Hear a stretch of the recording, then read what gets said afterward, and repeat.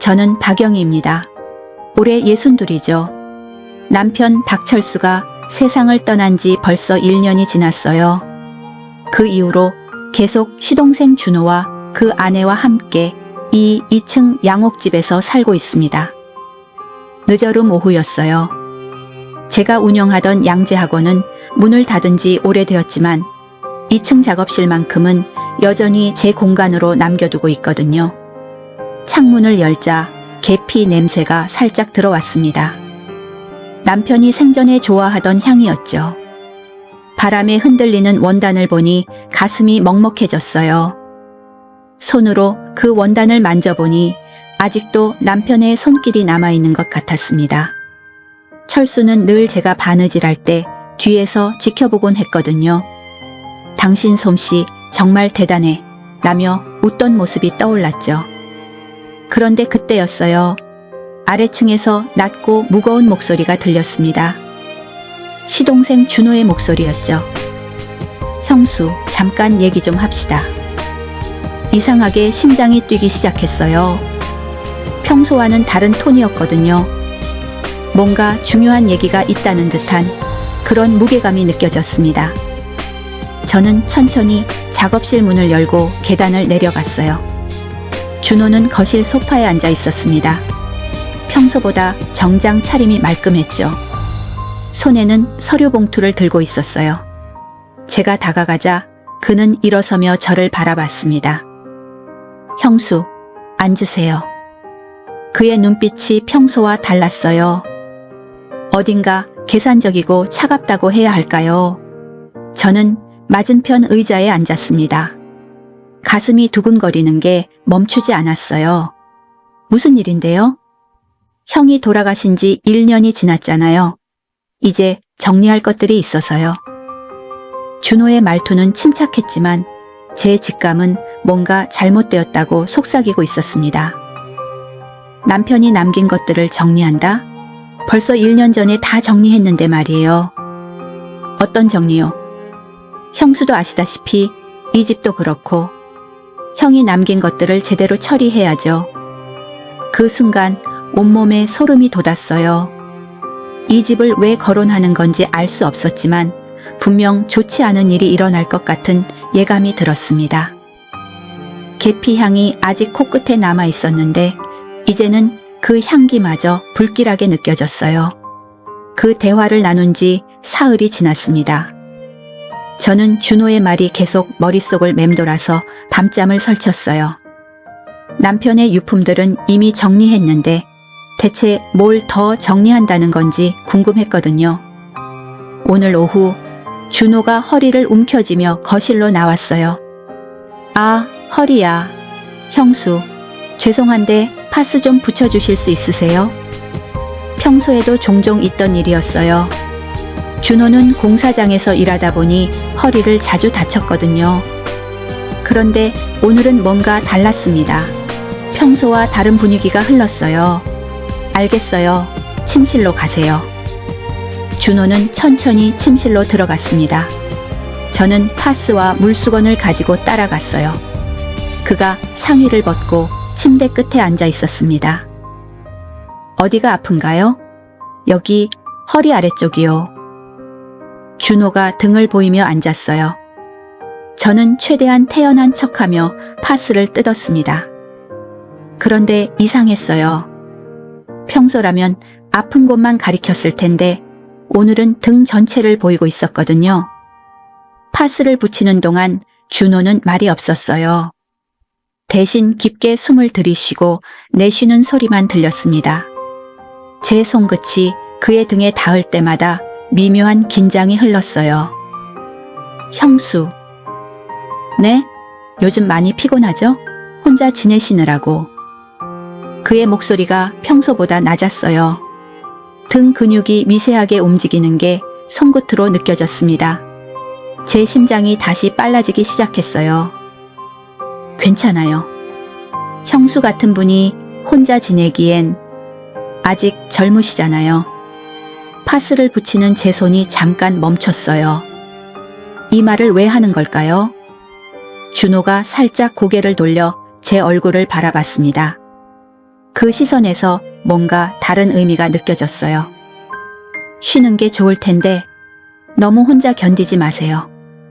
파스를 다 붙이고 나서도 준호는 일어나지 않았어요. 계속 앉아서 제 반응을 살폈습니다. 저는 급히 자리를 피하고 싶었지만 이상하게 굴면 안 될 것 같았어요. 이제 괜찮을 거예요. 고마워요, 형수. 정말 고마워요. 그의 말투에서 단순한 감사가 아닌 다른 무언가가 스며 있었어요. 저는 서둘러 침실을 나왔습니다. 가슴이 두근거리고 손끝이 떨렸어요. 복도에서 뒤를 돌아보니 준호가 아직 그 자리에 앉아서 제 뒷모습을 보고 있었습니다. 그 시선이 등에 꽂히는 듯 했어요. 뭔가 잘못되고 있다는 확신이 들었습니다. 그날 밤 잠이 오지 않았어요. 준호의 시선과 말투가 계속 떠올랐거든요. 시계를 보니 새벽 2시였습니다. 목이 말라서 부엌으로 내려갔어요. 물을 마시고 돌아가려는데 거실에서 미세한 소리가 들렸어요. 누군가 뭔가를 뒤지는 소리 같았습니다. 저는 조심스럽게 부엌 문틈으로 거실을 들여다봤어요. 준호가 거기 있었습니다. 거실 장식장 앞에 쪼그리고 앉아서 뭔가를 찾고 있었어요. 남편의 유품 상자였습니다. 그 상자는 제가 소중히 보관하고 있던 건데 말이에요. 준호의 손이 상자 안을 뒤졌어요. 서류들을 하나씩 꺼내보더니 뭔가를 찾는 듯 했습니다. 제 가슴이 쿵쿵 뛰었어요. 남편의 유품을 왜 몰래 뒤리고 있는 걸까요? 그때 준호가 뭔가를 발견한 듯 멈췄어요. 손에 든 건 결혼증명서 사본이었습니다. 그는 그 서류를 자세히 들여다봤어요. 달빛이 창문으로 들어와 그의 얼굴을 비췄는데 그 표정이 묘하게 만족스러워 보였어요.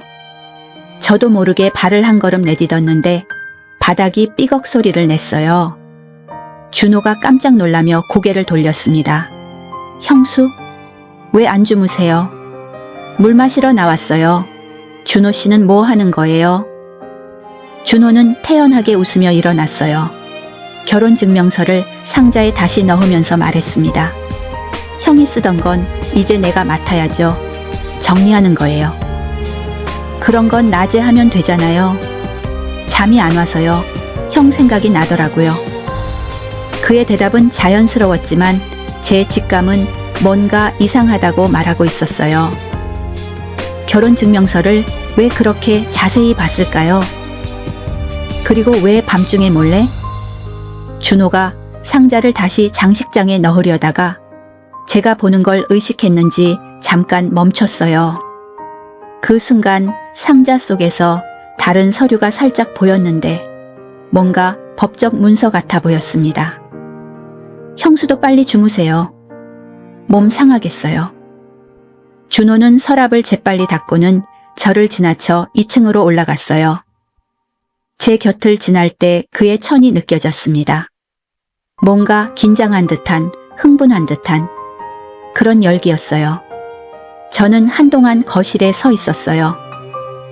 남편의 유품 상자를 바라보면서요. 분명 뭔가 숨기고 있는 게 있어요. 그리고 그게 저와 관련된 일일 가능성이 높았습니다. 다음 날 오전 빨래를 널고 있는데 옆집 정자 아주머니가 담 너머로 얼굴을 내밀었어요. 영희야, 안녕하세요. 정자 아주머니는 65이지만 여전히 정정하고 수다스러운 분이에요. 이 동네에서 30년 넘게 사신 터라 주변 소식을 누구보다 잘 아시거든요. 아, 정자 언니, 안녕하세요.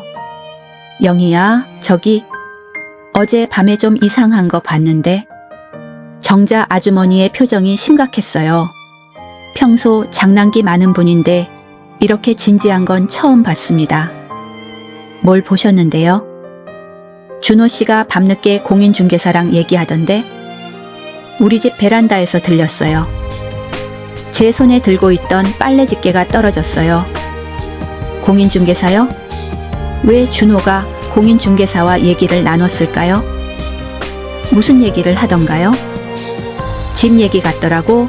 시세가 어쩌고 저쩌고. 영희야, 혹시 집 팔 생각 있어요? 저는 당황해서 아무 말도 할 수 없었어요. 집을 팔 생각이라니 전혀 없었거든요. 이 집은 남편과 제가 30년 넘게 함께 살아온 곳이에요. 평생 모은 돈으로 산 소중한 집이었습니다. 아니에요. 전혀 그런 생각 없어요. 그럼 준호 씨가 왜 그런 얘기를 했을까? 목소리가 꽤 크던데 처리하는 게 좋겠다는 말도 들렸어요. 처리한다? 우리 집을 처리한다고 했다는 거예요? 저는 점점 더 혼란스러워졌습니다. 언니, 다른 얘기는 못 들으셨어요? 글쎄, 전화 통화여서 한쪽만 들렸는데 명예 변경이란 말도 나왔던 것 같아요. 영희야, 조심해야 할 것 같은데. 정자 아주머니의 얼굴이 걱정스러워 보였어요. 저도 점점 불안해졌습니다. 명예 변경이라니. 설마 제 모르게 집 명의를 바꾸려는 건 아니겠죠? 영희야, 중요한 서류 같은 건 잘 챙겨두고. 요즘 세상이 어떤지 알잖아요. 저는 애써 웃으며 대답했어요. 괜찮을 거예요, 언니. 시동생인데 설마. 하지만 속으로는 확신이 서지 않았어요. 어젯밤 유품 상자를 뒤지던 준호의 모습이 떠올랐거든요. 그리고 사흘 전 그가 했던 말들도요. 그래도 조심해. 내가 옆집에 살고 있으니까 이상한 일 있으면 언제든지 얘기해요. 정자 아주머니가 울타리 너머로 제 손을 꽉 잡았어요. 그 따뜻함이 고마웠지만 동시에 더 큰 불안이 밀려왔습니다. 정말 뭔가 잘못되고 있는 것 같았어요. 사흘 뒤 오후, 저는 남편의 서재로 가려고 했어요.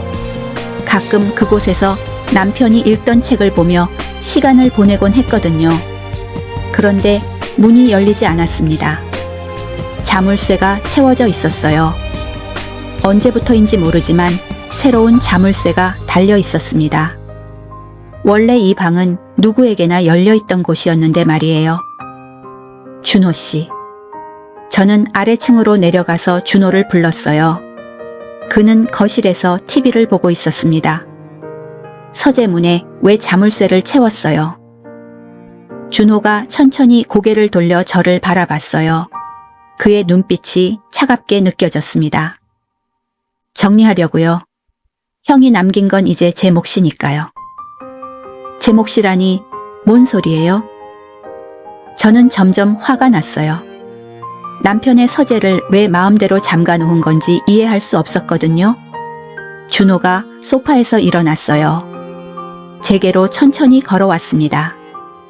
그의 발걸음 소리가 마룻바닥에 울렸어요.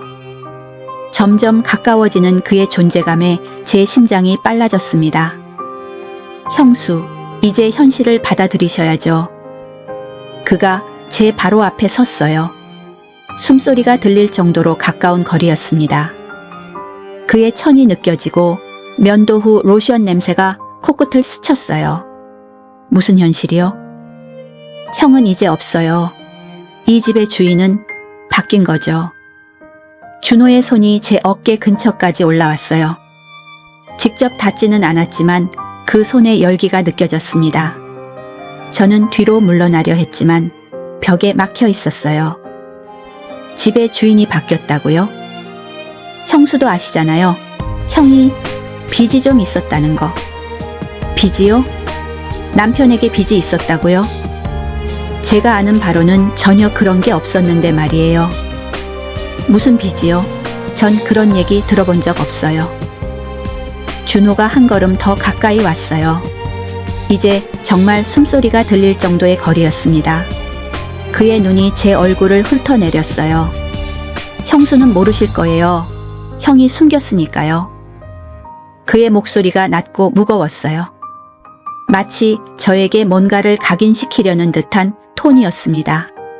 제 등이 벽에 완전히 붙었어요. 그 빚을 제가 대신 정리했어요. 준호 씨가요? 그렇죠. 그러니까 이제 이 집은 제 것이나 마찬가지죠. 충격적인 말이었어요. 제 다리에 힘이 빠지는 느낌이었습니다. 준호의 손이 제 옆벽에 짚혀졌어요. 완전히 저를 가둔 상황이 되었습니다. 말도 안 돼요. 서재에 증거가 다 있어요. 확인하고 싶으시면 열쇠는 제가 갖고 있죠. 그의 입술이 제 귀 가까이 왔어요. 따뜻한 숨결이 목덜미를 스쳤습니다. 온몸에 소름이 돋았어요. 그날 밤 저는 정자 언니에게 전화를 걸었어요. 준호가 외출한 틈을 타서 말이에요. 언니, 부탁이 있어요. 무슨 부탁인데? 서재에 들어가야 하는데 자물쇠가 채워져 있어요. 혹시? 정자 언니는 젊을 때 자물쇠 수리점에서 일했었거든요. 간단한 자물쇠의 정도는 열 수 있다고 하더라고요. 알겠어, 지금 갈게. 30분 후 정자 언니가 작은 도구를 들고 왔어요. 다행히 준호는 아직 돌아오지 않았습니다. 이런 자물쇠는 쉬워.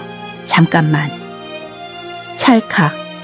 자물쇠가 열렸어요. 제 심장이 두근거렸습니다. 서재 문을 열고 들어갔어요. 남편의 서재는 예전 그대로였어요. 하지만 뭔가 달랐습니다. 책상 위가 너무 깔끔하게 정리되어 있었거든요. 평소 남편은 좀 어수선한 편이었는데 말이에요. 영희야, 뭘 찾는 거야? 서류요. 준호 씨가 남편 빚 얘기를 했는데 저는 서랍을 하나씩 열어봤어요. 대부분 비어 있었습니다. 분명 예전에는 서류들이 가득 차 있었는데 말이에요. 책꽂이를 살펴보던 중 두꺼운 법전 사이에 뭔가 끼워져 있는 걸 발견했어요. 조심스럽게 꺼내보니 서류 봉투였습니다. 이거다. 봉투를 열어보니 여러 서류가 들어있었어요. 그 중에서 가장 눈에 띄는 건 부동산 매매 계약서였습니다. 제 손이 떨리기 시작했어요. 계약서의 내용을 읽어보니 충격적이었어요. 매도인 란에는 박준호라고 적혀 있고 매수인은 모르는 부동산 업체였습니다. 그리고 가장 놀라운 건 매도인 옆에 찍힌 서명이었어요. 박영희, 제 이름이었어요. 하지만 제가 쓴 서명이 아니었습니다. 비슷하게 따랐었지만 미묘하게 달랐어요. 언니, 이거 봐요. 제 서명이 위조되어 있어요. 정자 언니가 계약서를 자세히 들여다봤어요. 이건 완전히 사기잖아. 영희야, 경찰에 신고해야 해. 저는 계속 서류를 뒤져봤어요. 다른 서류들도 있었습니다. 가짜 차용증서, 위조된 동의서들, 모두 제 이름으로 되어 있었어요. 준호 씨가 이런 일을 했다는 거예요? 분명해. 이 서명들 내 글씨체하고 달라. 완전히 위조야. 제 손에 든 서류들을 보니 온몸에 분노가 치밀었어요. 남편이 죽고 나서 믿었던 시동생이 이런 짓을 하고 있었다니요. 영희야, 빨리 나가자. 준호 씨 올 수도 있어. 저는 서류들을 모두 챙겨 나왔어요. 증거를 확보한 것이죠. 이제 준호와 정면으로 맞서야 할 때가 왔습니다. 저녁 식사 시간이 되었어요. 평소라면 준호와 그의 아내와 함께 조용히 식사를 했을 텐데 오늘은 달랐습니다. 저는 위조 서류들을 들고 식당으로 내려갔어요. 준호는 이미 식탁에 앉아 있었어요. 그의 아내는 친정에 가서 며칠째 집에 없었거든요. 형수, 식사하세요. 평소와 다를 것 없는 목소리였어요. 하지만 저는 더 이상 속을 수 없었습니다. 제가 의자에 앉자마자 서류 봉투를 식탁 위에 올렸어요. 준호의 표정이 순간적으로 굳었어요. 분명 무엇인지 알고 있는 표정이었습니다. 이게 뭔지 아세요? 서류를 꺼내서 하나씩 펼쳐 보였어요. 매매 계약서, 위조된 동의서, 가짜 차용증서들. 준호는 젓가락을 놓고 저를 바라봤습니다. 형수, 제 서명이 위조되어 있어요. 이걸 누가 했는지도 알고 있고요. 준호는 잠시 침묵하더니 느릿하게 웃기 시작했어요. 그 웃음이 소름 끼쳤습니다. 전혀 당황하지 않는 모습이었거든요. 형수, 그게 뭐, 어떤가요? 어떻다고요? 어차피 형은 없어요. 이 집도, 형이 남긴 것들도 누군가는 처리해야 하잖아요. 준호가 자리에서 일어났어요. 제게로 천천히 걸어왔습니다. 그의 얼굴에는 이제 가면을 벗은 듯한 차갑고 계산적인 표정이 떠올라 있었어요. 처리한다고요? 이건 사기예요. 사기라고 해봤자 누가 믿겠어요? 시동생이 형수를 속일 리가 있나요? 준호가 제 의자 뒤로 돌아왔어요. 제 어깨에 손을 올렸습니다. 그 손길이 차갑고 무거웠어요. 형수, 이렇게 해서라도 형이 남긴 걸 제대로 쓸 수 있다면 좋은 거 아닌가요? 그의 뻔뻔함에 온몸이 떨렸어요. 제가 벌떡 일어나자 준호도 한 걸음 뒤로 물러났습니다. 좋은 거라고요? 이건 범죄예요. 범죄? 가족끼리 무슨 범죄예요? 그냥 정리하는 거죠. 준호의 목소리에서 협박의 뉘앙스가 느껴졌어요. 마치 저에게 선택권이 없다는 듯한 말투였습니다. 형수가 반대하셔도 이미 진행된 일들이 있어요. 돌이킬 수 없는 것들 말이에요. 제 가슴이 답답해졌어요. 정말 돌이킬 수 없는 일들이 벌어진 건가요? 그 집은 형과 내가 함께 지킨 거예요. 당신 몫은 없어요. 준호의 얼굴이 순간 일그러졌어요. 드디어 본색을 드러내는 것 같았습니다. 몫이 없다고요? 제가 형 빚을 대신 갚았는데 무슨 빚이냐고요? 모르셨나요? 형이 사업 실패로 빚이 있었어요. 꽤 많이 말이에요. 그는 거짓말을 하고 있었어요. 남편은 평생 성실하게 살았고 빚 같은 건 없었거든요. 거짓말이에요. 남편은 그런 사람이 아니었어요. 형수가 모르셨을 뿐이죠. 남자들은 아내에게 어려운 얘기 잘 안 하거든요. 준호가 다시 가까이 왔어요. 이번에는 정말 바짝 다가와서 제 얼굴을 내려다봤습니다. 이제 현실을 받아들이세요. 이 집은 이미 제 것이에요. 그 대화를 나눈 다음 날 저는 중요한 결정을 내렸어요. 더 이상 당하고만 있을 수는 없었거든요. 정자 언니와 함께 법무법인을 찾아갔습니다. 변호사님, 이런 경우 어떻게 해야 하나요? 젊은 여자 변호사가 제 서류들을 자세히 검토했어요. 위조된 서명들과 가짜 계약서들을 하나하나 살펴보더니 고개를 끄덕였습니다. 명백한 사문서 위조와 사기 미수입니다. 바로 고발하셔야 해요. 정말 고발할 수 있나요? 시동생인데. 가족이라고 해서 범죄가 면제되는 건 아니에요. 오히려 이런 경우가 더 악질적이죠. 변호사는 즉시 고발장을 작성해 주었어요. 저는 떨리는 손으로 서명을 했습니다. 30년 넘게 한 가족으로 살아온 시동생을 고발한다는 게 쉬운 일은 아니었지만 더 이상 물러설 곳이 없었어요. 부동산 등기부등본도 확인해보니 아직 명예 변경은 이루어지지 않았어요. 다행히 실행 전에 막아낸 거죠. 오후에 변호사와 함께 경찰서에 갔어요. 경찰관들이 제 진술을 자세히 들어주었습니다. 위조 서류들을 증거로 제출하고 정자 언니도 참고인으로 증언해 주었어요. 내일 아침에 체포영장을 발부받아서 용의자를 체포하겠습니다. 집으로 돌아가는 길에 가슴이 두근거렸어요. 드디어 끝이 날 것 같았거든요. 정자 언니가 제 손을 꽉 잡아주었습니다. 잘했어 영희야. 당당하게 맞서서. 다음 날 아침 일찍 경찰이 왔어요. 준호는 아직 상황을 모르고 있었습니다. 평소처럼 거실에서 신문을 보고 있었거든요. 박준호 씨, 사문서 위조와 사기 미수 혐의로 체포합니다. 준호의 얼굴이 새하얗게 변했어요. 그는 저를 바라보며 믿을 수 없다는 표정을 지었습니다. 형수, 설마 정말로 신고를? 당연히 신고했죠. 범죄를 저질렀으니까요. 수갑이 채워지는 준호를 보니 마음이 복잡했어요. 하지만 후회는 없었습니다. 제가 지켜야 할 것들이 있었거든요.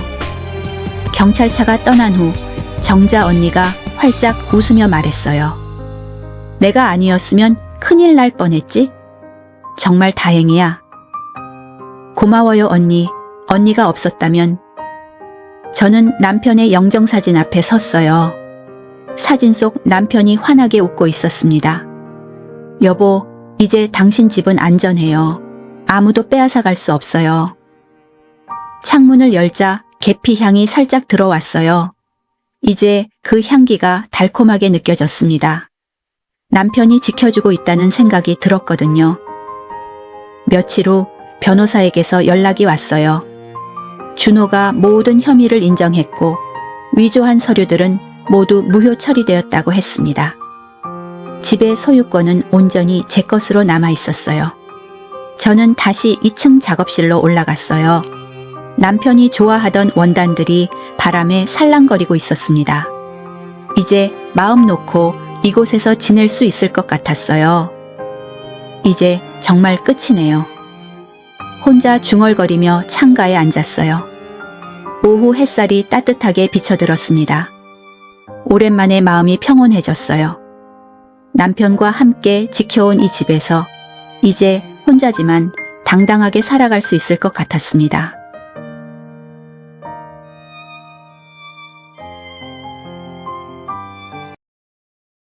오늘의 사연은 여기까지입니다. 오늘 사연이 재미있었다면 구독과 좋아요 꼭 눌러주시고 여러분이라면 어떻게 하셨을지 댓글로 남겨주세요. 감사합니다.